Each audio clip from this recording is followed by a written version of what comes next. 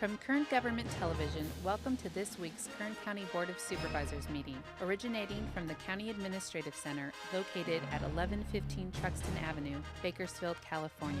Kern County's vision is to create and maintain a customer-centered county government designed to garner the confidence, support, and trust of the people we serve. Today's Kern County Board of Supervisors meeting will convene momentarily.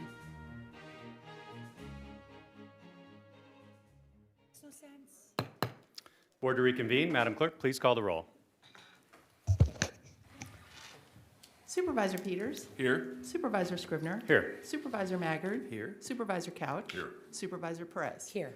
Thank you. Good morning and welcome to the Tuesday, February 15th, 2022, 9 a.m. meeting of the Board of Supervisors. We will begin today's meeting with the flag salute led by Supervisor Maggard. And so please stand, and after the flag salute, if you could remain standing for a moment of prayer, silence, or meditation.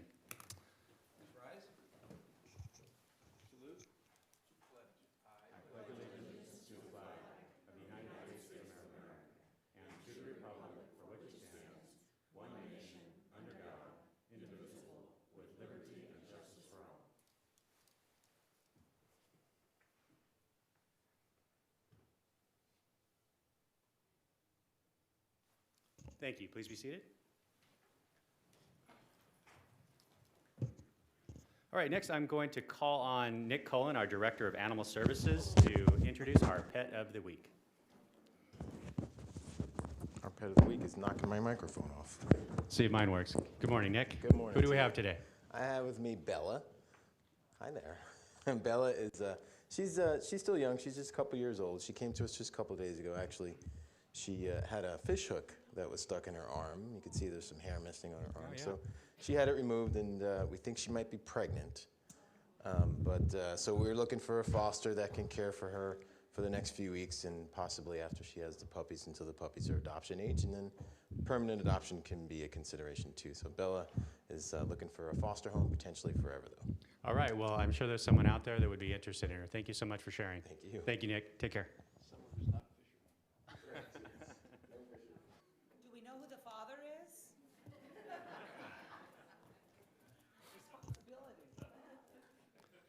All right. We will begin now by considering the consent agenda. Agendas are located on the tables near the doors for anyone wishing to follow along. All items listed with a CA above the item are considered to be routine and non-controversial by county staff. Consent items will be considered first and may be approved by one motion. If a member of the audience wishes to comment or ask questions regarding an item on the consent agenda, they may do so prior to a vote being taken. A member of the board may remove any item from the consent agenda and will be considered in listed sequence with an opportunity for any member of the public to address the board concerning the item before action is taken. A member of the public may also comment on any closed session item. And so now I will read the consent agenda numbers. Starting on page 2, we have items 3 and 4 on consent, as well as 7 and 8. Then on page 3, items 9 through 11 are on consent, as well as 13 through 15. Page 4, all items 16 through 21 are on consent. Page 5, all items 25 through 28 are on consent.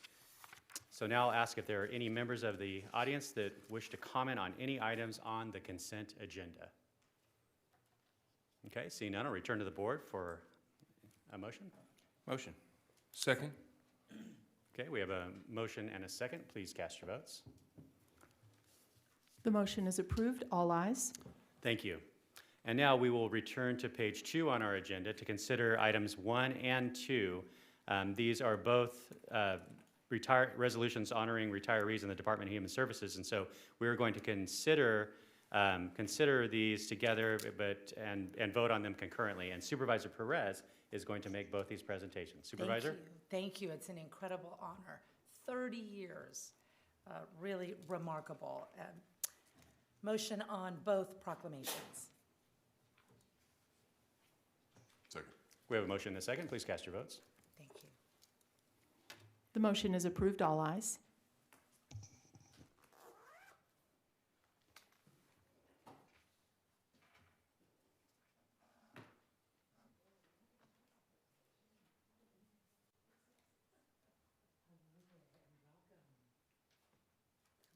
We have both, right? Nice to see you, Cindy. Hello there.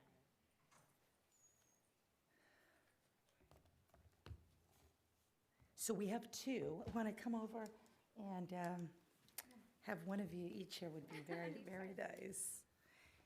You know, the cameras are there, so if you want to stand here, that way everybody can see how gorgeous you are. After 30 years, that's shocking. Thank you. Okay, I'm going to start with Lucy Barbosa. Hi, Lucy.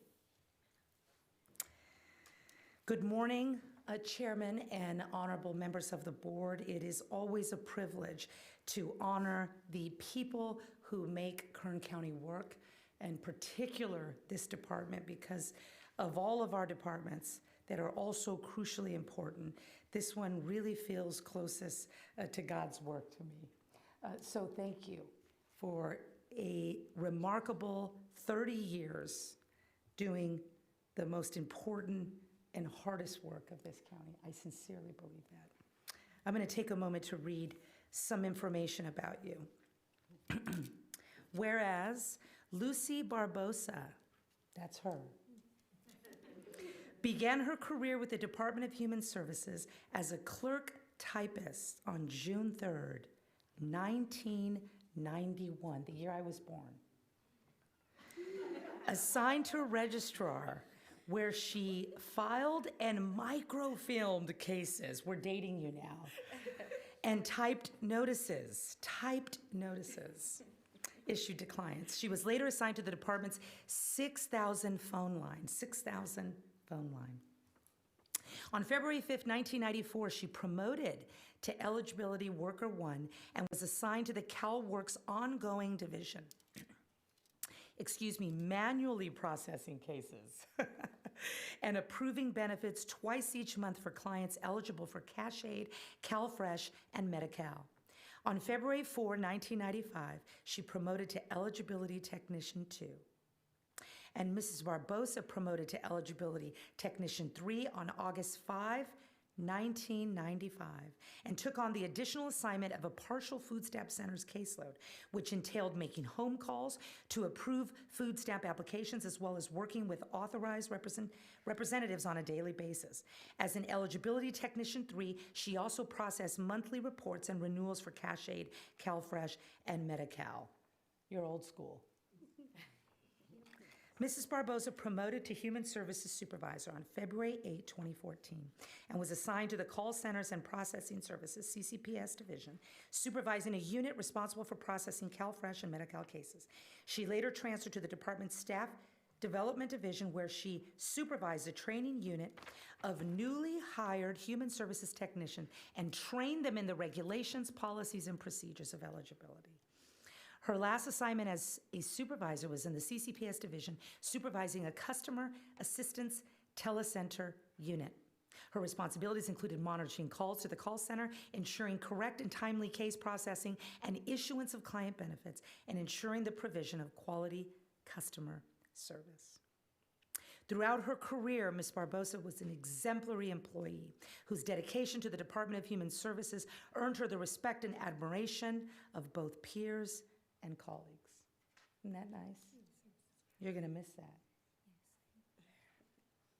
The Department of Human Services wishes Mrs. Barbosa the absolute best in all of her future endeavors. Her hard work, commitment to her job, and role within the department will be greatly missed. Now, therefore, be it resolved, the Board of Supervisors of the County of Kern, State of California, does hereby honor and commend and thank Lucy Barbosa upon her retirement with 30 years of superb, exceptional, dedicated service to the County of Kern. God bless you and thank you for your work. Side hug. We held our breath, it's okay. This is the official proclamation. Okay, great. You're the boss, so. Great. Well, good morning. Thank you, Supervisor Perez, Chairman Scrivener, and members of the board. My name is Cindy Utes. I'm the Chief Deputy Director of the Department of Human Services, and I'm very happy today to be here to represent the department and congratulating these two young ladies on their retirement.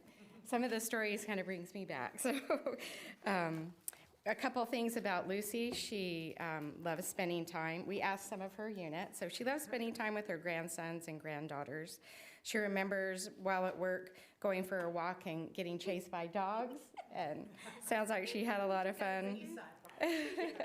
She misses spending time with her coworkers, and the coworkers said you made them laugh every day, so that's a great thing. One of your workers said what a pleasure it was being in your unit.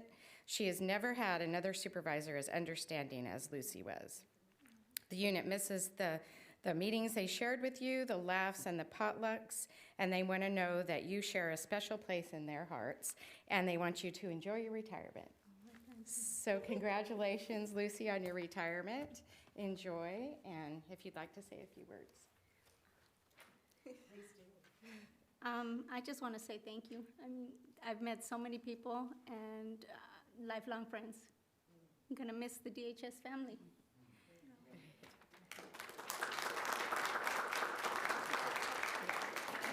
I think you guys over there are family for life, is my sense. Okay. Jerry Blackshear, did I say? Blackshear.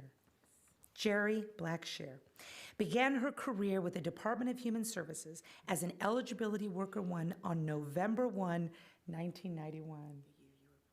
Oh, the other year I was born, with the assignment of manually processing Medi-Cal cases. On June 13, 1992, she promoted to eligibility worker 2. And Ms. Blackshear promoted to eligibility worker 3 on February 5 of 1994. Do you remember that? And was assigned to the CalWorks ongoing division, approving benefits twice each month for clients eligible for Cash Aid, CalFresh, and Medi-Cal. She was also assigned the additional task of processing food stamp cases for drug centers. Wow. On October 13, 2001, she promoted to Human Services Technician 4 in the intake division, screening and processing new applications. She transferred to the Quality Control Unit, where she received cases to ensure adherence to state eligibility regulations and policies. Those are fun. And Mrs. Blackshear promoted to Human Services Supervisor on December 2, 2013, and was assigned to the Call Centers and Processing Services, CCPS, division, supervising a unit responsible for processing CalFresh and Medi-Cal cases. It's my favorite part. And Ms. Blackshear participated in numerous special projects and employee morale events throughout her career, including the Black History Committee, GAIN to Welfare to Work Group, and the CCPS Morale Committee. That's very cool. It's the heart of a place. She also always enjoyed the healthy competition connected to the annual CCPS Halloween decorating contest. You guys are awesome. You have an eye. Throughout her career, Mrs. Blackshear was an exemplary employee whose dedication to the Department of Human Services has earned her the respect and admiration of both peers and colleagues. Her hard work, commitment to her job, and a role within the department will be greatly missed, and she has wished the absolute best in all of her future endeavors. Now, therefore, be it resolved, the Board of Supervisors of the County of Kern, State of California, does hereby honor and commend Jerry Blackshear upon her retirement with 30 years of God's work in the beautiful county of Kern. Thank you for your work, your heart, your dedication. You have certainly changed the world with your hands and your heart, as well as you.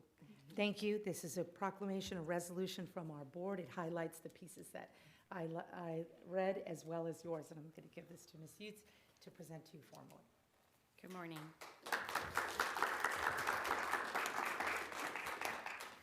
Good morning again. Thank you again, and Cindy Yates, Chief Deputy Director of Department of Human Services. So I'm very happy again to represent the department and wishing Jerry the best after her 30 years. Jerry actually did work in one of the units in my area in quality control, and I was very proud when she promoted to supervisor. She was a great worker, and proud to see her grow within the department. And some of the things that her coworkers said about Jerry: she was well known in the division and throughout DHS for participating in morale events, so sounds like she was also a lot of fun. Encouraging staff to join her in Spirit Week, Employee Appreciation, the Morale Work Group, Americana Days, and as Supervisor Perez said, Black History Month. She would always celebrate when people were achieving a goal. She was always supportive and interested in our families and children. She was always willing to help with any client or case that needed taken care of. So very, very impressive. And she was a great supervisor. So nice words from your staff. Jerry also could be counted on to remind us of our goal to assist others and not think only of ourselves. One staff said, "Thank you for teaching me how to be a good HST and preparing me to be a great HSS." Jerry has 3 children who enjoys traveling with and is happy that she will now have more time to visit them. She actually plans to spend her retirement days being a volunteer at the homeless shelter, so her time of giving has not yet ended. So thank you, Jerry. Congratulations on your retirement, and here's the resolution for you, and if you'd like to say a few words. I just want to say thank you. Thank you.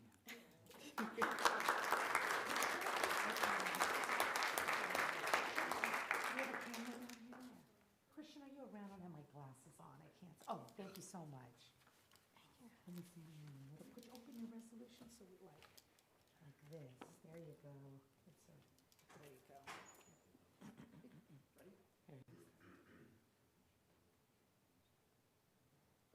Thank you so much. Thank you. Excellent. Congratulations, Ms. Thank you so Blackshear and Ms. Barbosa. We're grateful for your service. Enjoy your retirement. Next item on the agenda is public presentations. This portion of the meeting is reserved for persons to address the board on any matter not on this agenda but under the jurisdiction of the board. Board members may respond briefly to statements made or questions posed. They may ask a question for clarification, make a referral to staff for factual information, or request staff to report back to the board at a later meeting. Also, the board may take action to direct the staff to place the matter of business on a future agenda.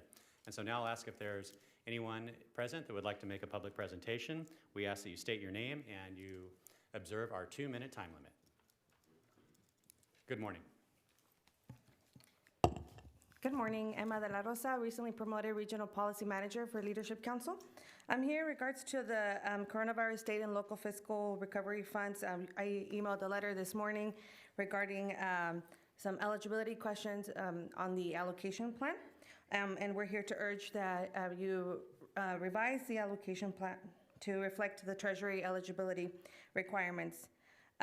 These funds are to respond to the disparate impacts of COVID-19 on low-income communities and build a strong, resilient, and equitable recovery by making investments that support long-term growth and opportunity, particularly in low-income communities. One of our first questions is in regards to the Buena Vista well replacements and rehabilitation. That particular project does not fall under the Drinking Water State Revolving Fund or the Clean Water State Revolving Fund. And it is not supported at all by the Treasury guidelines. So the current allocation of $4,762,000 for the well replacement and the rehabilitation is not an eligible use of funds.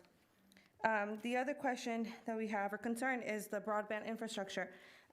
We've shared with you before that broadband is something that residents do need. They've requested it and they fully support it. However, the installation of broadband in the county parks, particularly in Buena Vista and in Hart Park, is not an eligible use of funds, given that the park is not surrounded by low-income communities and therefore will not serve the purpose of these funds.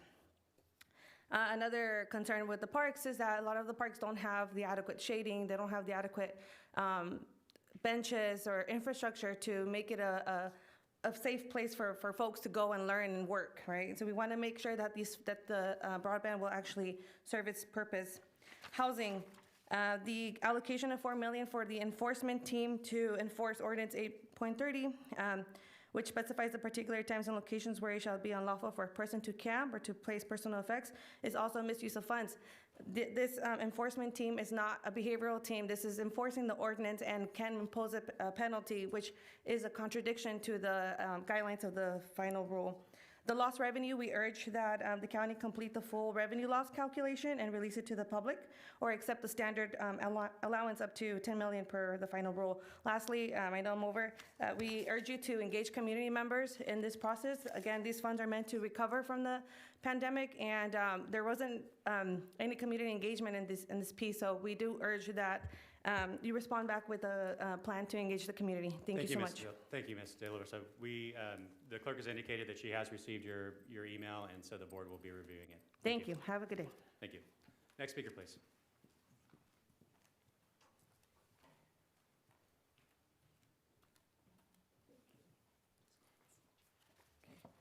Hi, good morning. My name is Carolyn Wallace.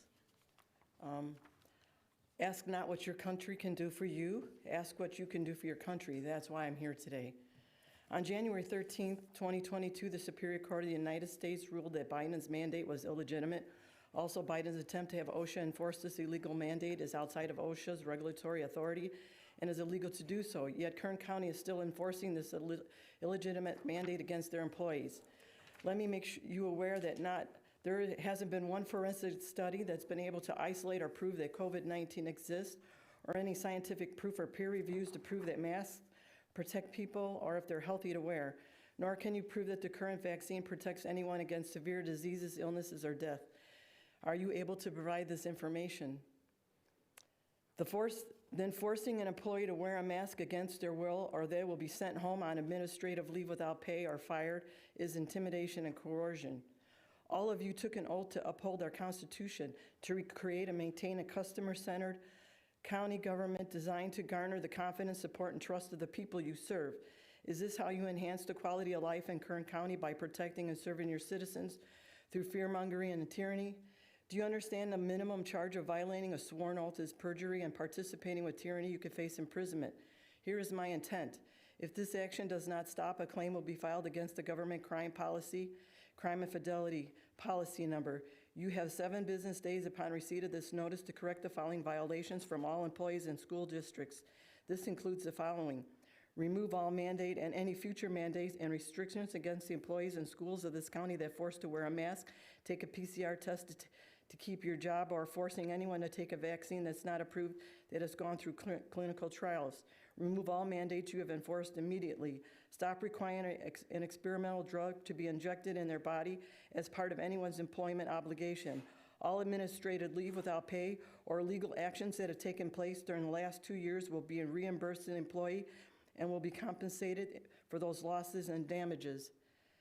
Any people who lost their job because it's a legal mandate will be reinstated, and back pay and that has been lost during this time will be paid immediately. All injuries from the vaccine or the mask that has occurred because of the mandate will be compensated, and if the person can no longer work, they will be taken care of for the rest of their life. Ms. Wallace, your time has expired. If you could please bring your comments to a close. Okay, so you were elected to be aware of to protect and serve the people, not to control, destroy, and enslave, and dictate what we should be doing with our lives. And I appreciate you listening. Thank you. We'll review the document that you've distributed to the board, and as well as make sure County Council sees it. Thank you so much. All right, thank you. Any other speakers, please? Okay, seeing none, then we will move on to board member announcements or reports. And on behalf of the Ad Hoc Committee on the county's COVID response, I'm first going to invite Bryn Kerrigan, our Director of Public Health, to come and give a report, as she does each morning. Good morning, Ms. Kerrigan. Good morning, Mr. Chairman, members of the board. Tomorrow, the state's masking mandate officially reverts to pre-surge requirements, no longer requiring those who are fully vaccinated to mask indoors. Yesterday, Secretary Galley held a press conference where he indicated that on February 28th, the state will be reassessing case rates, test positivity, hospitalizations, pediatric hospitalizations, and vaccine rates for potential change to the statewide school masking mandate. As of yesterday, our case rate was 53.5. At my presentation to your board last week, it was 81.5. As of yesterday, we had 198 hospitalizations and 43 ICU patients. 35.7% of Kern's ICU beds are filled with COVID-19 patients. Kern's ICU capacity is 13.8%. San Joaquin Regional ICU capacity is 12.5%.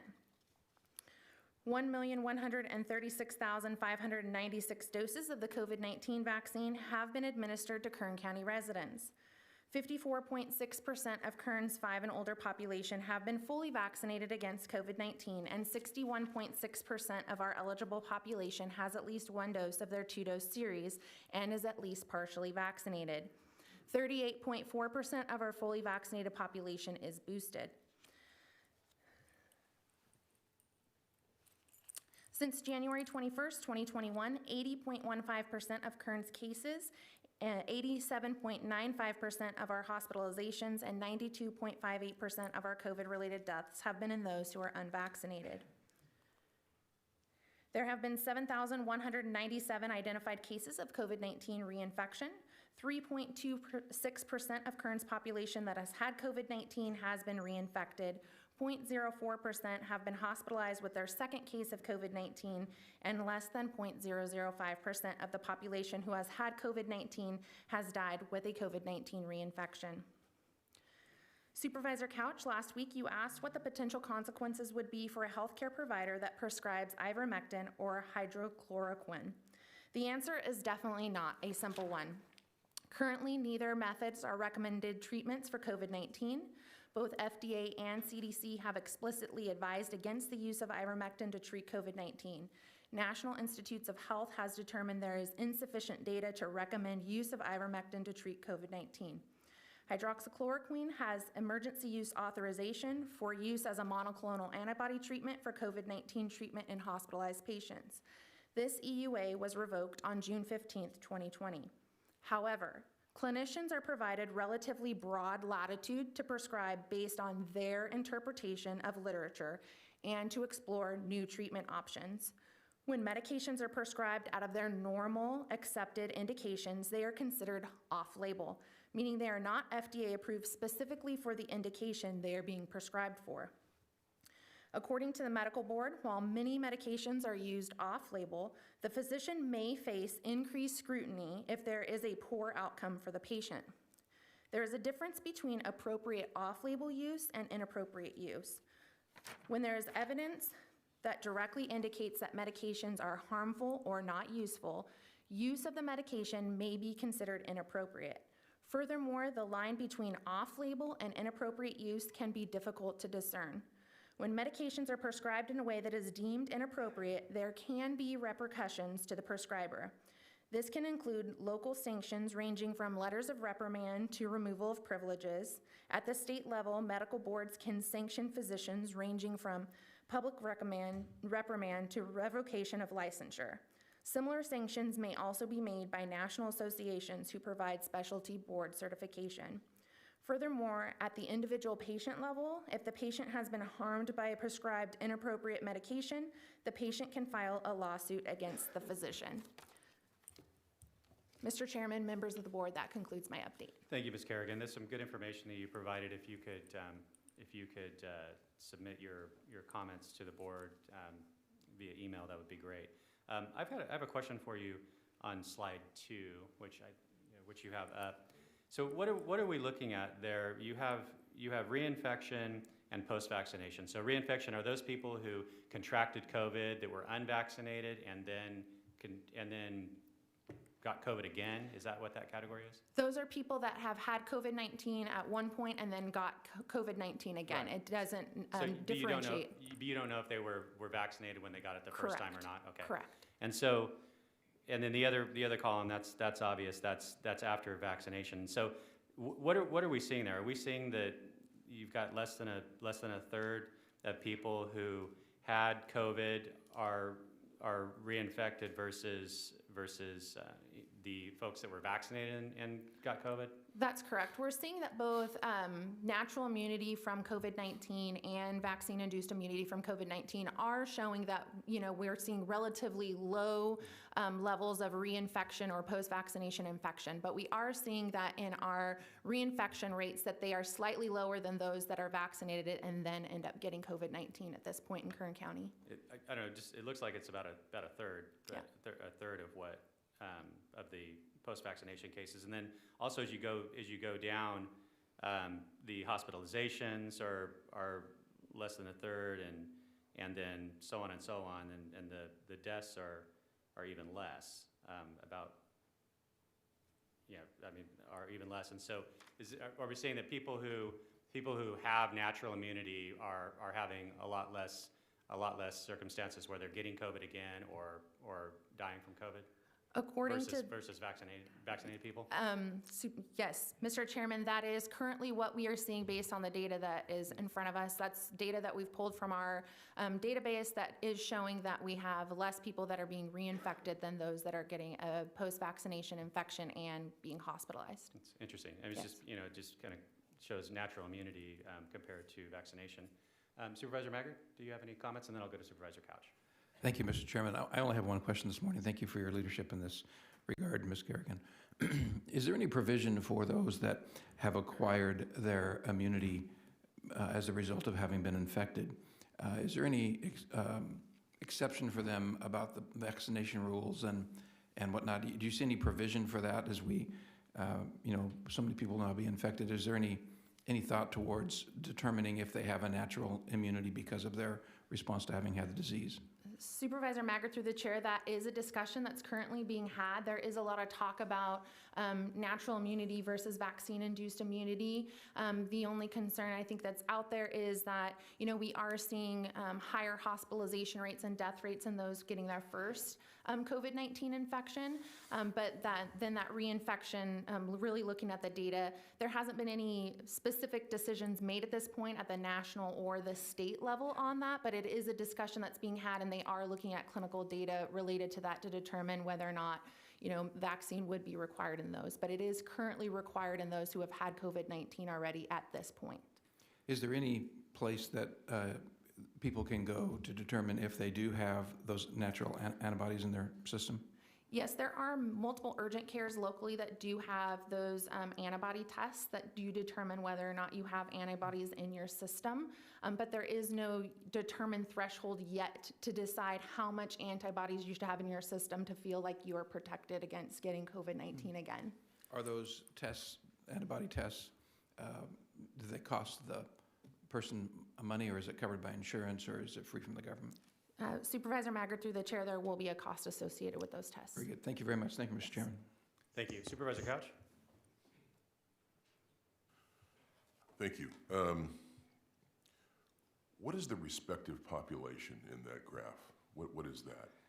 So under the reinfection population, you would have those that were the total population that's been infected with COVID-19, and then the respective population under the post. That's the denominator. Yes. Do you know what that is? What that number is? In the reinfection, the denominator is 220,000 people-ish. Okay. The number of people that have had COVID-19 in Kern County, and then the post-vaccination is about 440,000-ish. Those are the number of people that are fully vaccinated in Kern County. And that number changes every week? Yes, sir. Can you include that in your report? Yes, sir. Okay. So when I look at hospitalizations, 106, I've got to divide 106, or I've got to divide 220,000 by 106. 220,000-ish yes. by 106 yes, to get to the .04. Yes, sir. But what I would be looking at, I think, is the 106 divided by the number of cases that we know of. That's what we're doing. Well, then what does cases mean? Reinfection, 7197. That's the number of reinfections. Yes, sir. The number of reinfections that are hospitalized is 106, right? Yes, sir. So we're dividing. Why would we not be? To me, that's about 1.5%. So you want? Excuse me. It's far less than that. It's 0.0147. The comparison. You're going back and dividing it by the total number of cases. Yes, sir. Not the number of. Well, what does cases mean then? If we've got the people that are reinfected, that's their second time around. Yes, sir. So okay. we have Gotcha. 3.2% of our COVID-19 cases that have had a second COVID-19 case. I gotcha. Now, and the reason we say less than 11, just for people that are watching this, in the deaths, that's because HIPAA laws and our population, et cetera, required us to cut off at 11. If there were over 11, we could put the number in this report. Is that right? Yes, sir. So we're taking the very high end on the deaths number, even though that's not the actual number. We're using 11, not what the real number is. Yes, sir. Okay. last question. In the right to try legislation, why would that not give a patient or a doctor the right to pretty much try anything if they've got a patient that's in very bad shape due to COVID or their comorbidities with COVID? Supervisor Couch, through the chair, this becomes very complicated and it's not something I'm intimately familiar with because we don't play that regulatory role, but there is this broad latitude that physicians have to prescribe medications, even if they're in an off-label form or not one that is necessarily recommended for that indication or that illness by the FDA or CDC. So they do really have that authority, but they have to be fairly certain in their decision to prescribe that medication, because if it is off-label or potentially an inappropriate use, there could be some repercussions for that physician. Well, what I'm interested in, our role is making sure that anybody in the hospital can get whatever treatment the doctor feels is available. And what I have heard from physicians is that, frankly, I heard this from some physicians that are retired and don't really care much anymore what the AMA or whomever thinks of them. But if you were a young doctor starting out, you would be hesitant to probably prescribe the two medications that I asked you about and that you reported on today, because they didn't have the emergency use authorization or it was revoked. The older guys would say, I'll try anything that I think will work. Who cares what the AMA thinks of me? My interest is getting the patient out of the hospital and getting them well. So how can we be an advocate for that position and not worrying so much about the politics of this medication versus that vaccine? Supervisor Couch, through the chair, that's a difficult question, but I'd be happy to I'd be happy to have that discussion with the medical board and then also the local hospitals to see if there is something that we could do here locally to ensure that there is access to those medications. All right, I appreciate that. And I'm not pigeonholing you into those two. I don't care what it is that's available that doctors feel would work, but they may feel hamstrung because they've got some regulation that they've got to worry about. You understand where I'm headed? Yes, I do. Thank Yes, you. sir. Thank you. Thank you, Supervisor. Do we have any other questions or comments from the board? No. Ms. Kerrigan, thank you so much for your report. Okay, do we have any other board member announcements or reports this morning? Supervisor Peters. Thank you, Chairman Scrivener. I wanted to make an announcement that on Friday, February 25th, the CAU, California Aeronautical University, is having their Aviation Career Day for Kern High School students to come out and learn a little bit about a career in aviation. And then, excuse me, Saturday, the 26th of February until Saturday, March 5th, they will be holding the NIFA SafeCon. That's the National Intercollegiate Flying Association competition that'll be holding various events related to careers in aviation. So it'll be a really interesting event, really good thing for our airport. Is our Interim Airport Director Ron Brewster here today? Mr. Brewster, if I'd like to invite you down if you have anything you'd like to share with your indulgence, Mr. Chairman. Of course. Mr. Brewster, come on down.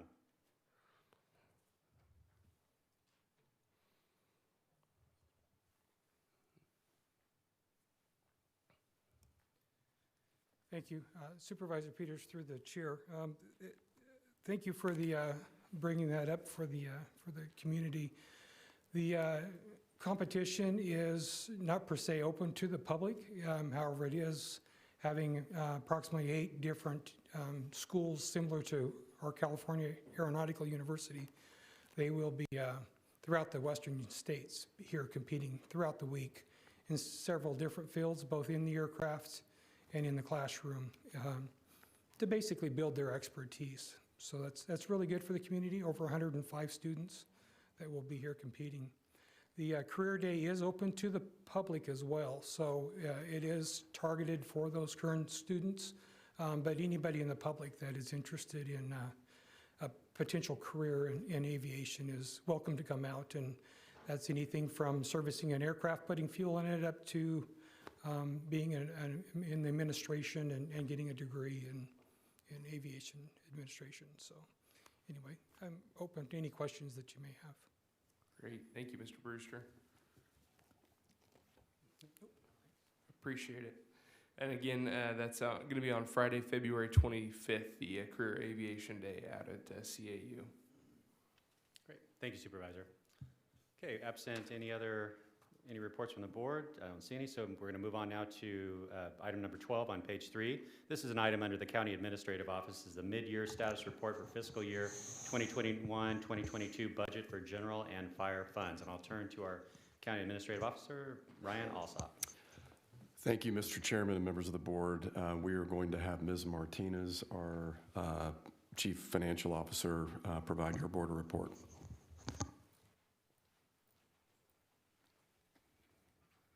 Good morning. Good morning, Mr. Chairman and members of the board. One of our talented analysts, Joseph Arreola, is going to help me since I'm technically challenged.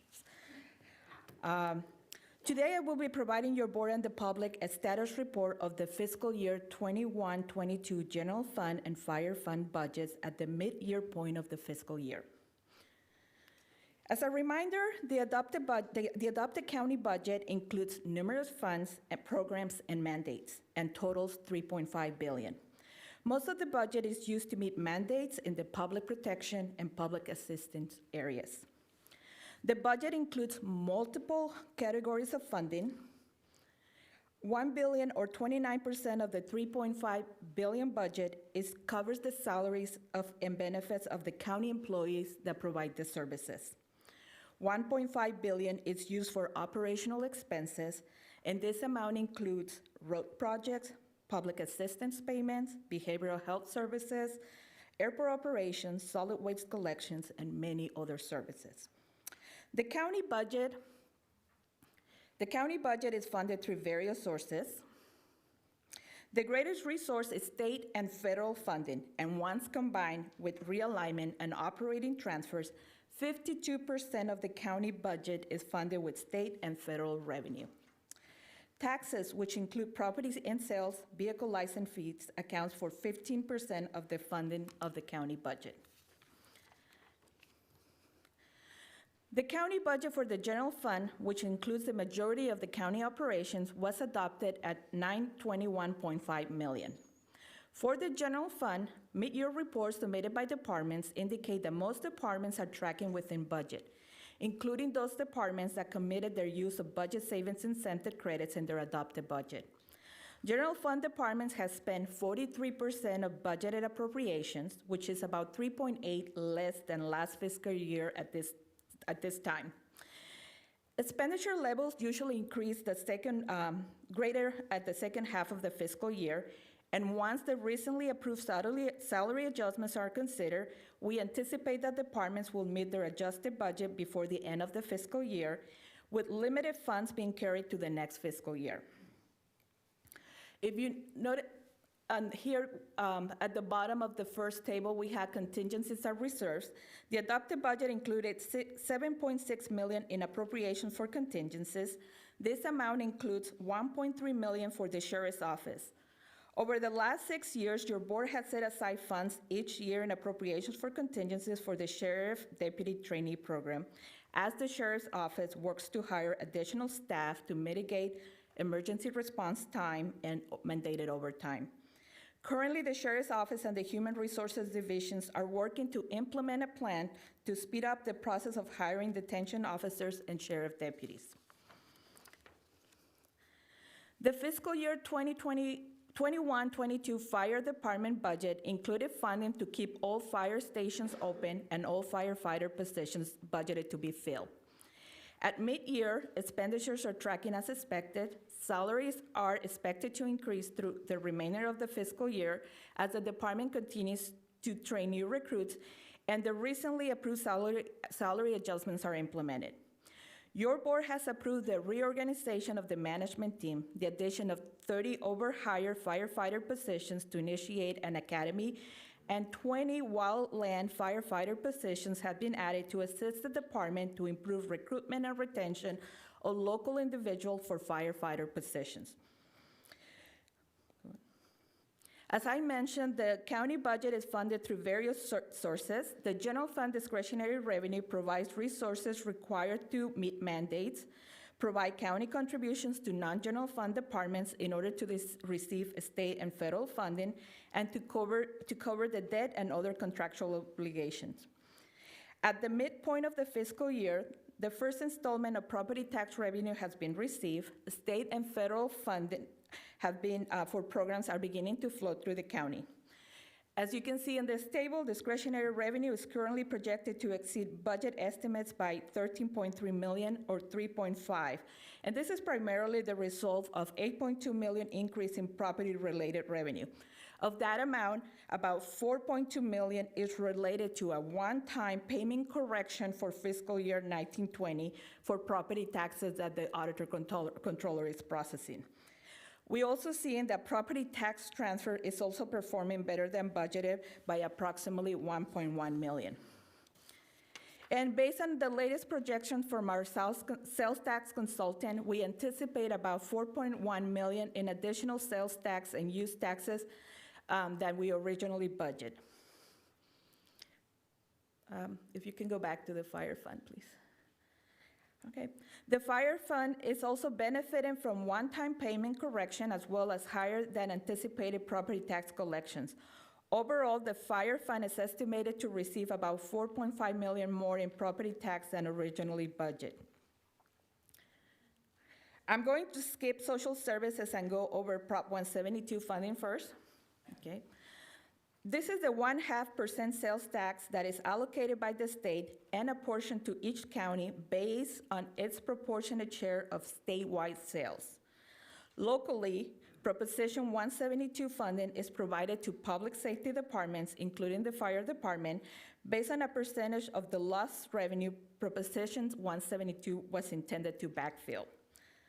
The last 2 years, the county has benefited from higher allocations from the state since our pro rata factor increased as other areas of the state face declines in sales taxes.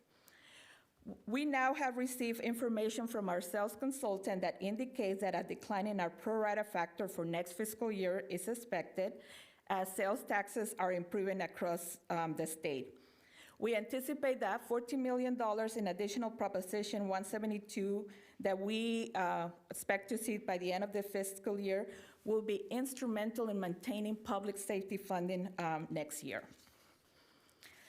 Now, going back to social services realignment, this is a busy table, but it's a very important one. 1991 and 2011 realignment provides funding for areas including public protection, social services, and mental health. The top part is our 91 realignment, and the projected increases we are seeing are mainly associated with mental health and social services. This funding will be used to cover mandated service in the Department of Human Services and Behavioral Health and Recovery Services. The lower half of that table is our 2011 realignment. Our adopted budget included $184.4 million. We anticipate collecting $230 million. And I want to be clear that that additional $45 million is not new money. We included $28.4 million in one-time growth and best restoration funds. And typically, departments recognize this revenue and come to your board for spending authority. In fact, in December, your board already approved the law enforcement spending to support AB 109 activities and behavioral health recovery services activities. We also normally include a portion of the growth funds in the adopted budget for protected services, and any funds above the original budgeted amount are used to support services the following fiscal year. In addition, this year, your board authorized our office to set aside $4.7 million in a stabilization reserve that will be used to backfill departments if we see a declines in collection in future years. And again, realignment is instrumental in funding the Department of Human Services, as any shortfalls in realignment becomes a general fund responsibility in many programs. Based on the most recent claim to the state, this year the Department of Human Service Administrative Budget Unit is projecting to be within budget. Our office will continue to work with the department and evaluate financial situation as the second quarter claim has been completed and reviewed in early March. If you recall, the claiming is the funding mechanism for the department, so any fluctuations in that claim can make the department go above or beyond their budget. So our office monitors the claims process with the department every quarter. Also, their assistant, based on the monthly claims for assistant payments, they are projected to be approximately $5.2 million under budget. Although programs were budgeted to increase this fiscal years, the costs have remained consistent with levels at the offset of the COVID-19 pandemic. We anticipate that this is due to the additional funding flowing through individuals from the federal and state government. Now let's talk about reserves and designations. Your board has prudently set aside designations and reserves for specific purposes. Page 7 of the staff reports provides the details that are shown in this table. The general fund currently has $240 million in reserves and designations that are vital to mitigate future known and unknown liabilities and capital projects. While there have been no activity in reserves at the mid-year point, we anticipate that we will return to your board prior to the end of the fiscal year to use some of the designations to cover some of the recruitment efforts at the Sheriff's Office and to fund several critical capital projects, including the new corner facility, the purchase of the crime lab building, and the replacement of the public safety communications system. And what's not included in this presentation is the $24.5 million in designations available in the fire fund. This designation will be instrumental to avoid the need for operational reductions in the future. The use of the designation combined with the recovery of actual costs for services provided to cities will assist the department in future years. However, we have to recognize that property tax growth is not sufficient to replace equipment and fire stations. Additional revenue sources are needed to replace this critical equipment and structures and able to provide adequate fire services and ensure public safety. And finally, as we navigate this fiscal year, all departments, as usual, are encouraged to be conservative in spending throughout the remaining of the fiscal year to preserve general fund resources so we are able to carry them to next fiscal year. The recommended action for today is to receive and file, and our next discussion on the budget will be March 15, when the fiscal year 22-23 budget guideline will be presented to your board. This concludes my comments, and I would be pleased to answer any questions you may have. Thank you, Ms. Martinez. I'm going to ask if there are any questions from members of the board of Ms. Martinez at this point before I go to the public, or otherwise we can ask more once we hear from the public. Okay. Are there any members of the public that would like to make any comments on the presentation? Okay. Seeing none, then I'll return to the board. I don't see any questions. Ms. Martinez, I have a question about the Prop 172 funding. So essentially, we're seeing a projected $14 million roughly more than we had anticipated. Is that correct? That is correct. Okay, so I think we have a formula where we divide that up between our public safety agencies. That is correct. When Prop 172 came about because the state took some property tax from counties. So the state tried to resolve that shortfall by dedicating a portion of half a cent of sales tax for Prop 172 activities, which is public safety. So the formula was set at the time, and it was intended to backfill departments for the lost revenue. We haven't changed that formula since then.